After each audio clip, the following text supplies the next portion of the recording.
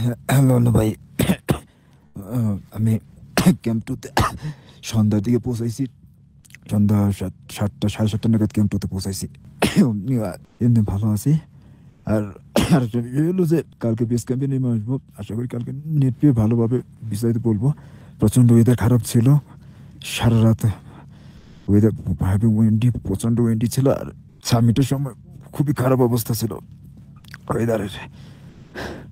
তো সে সময় যে কারণে আমাদের সবারই একই অবস্থা। আমার এই হাতের আঙ্গুলগুলো আর আর চোখের সম্ভবত যে প্রথম পর্যায়ের এই কি বলে ওটাকে স্নো ব্লাইন্ড সেটা আছে চোখে প্রবলেম হচ্ছে। আর হাতের আঙ্গুলগুলো হয়ে গেছিল, কালো হয়ে গেছিল, মানে ফ্রস্ট বাইটের তো হাতের 10 আঙ্গুলই,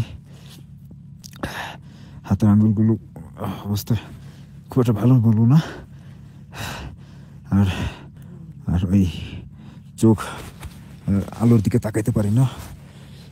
এই সামিটের পরেই চোখ একদম হয়ে যায়। এখন প্রচণ্ড জ্বালাপোড়া করছে। দেখি কালকে বেস ক্যাম্পে পৌঁছে ওখানে মেডিকেল টিম আছে, ওদের সাথে একটু কথা বলবো। আর কাঠমান্ডুতে ফিরে তারপর ডাক্তার দেখাই দেবো। আর এমনি ভালো আছি। আপনি দোয়া করবেন, কালকে বেস ক্যাম্পে নিয়ে আসবো।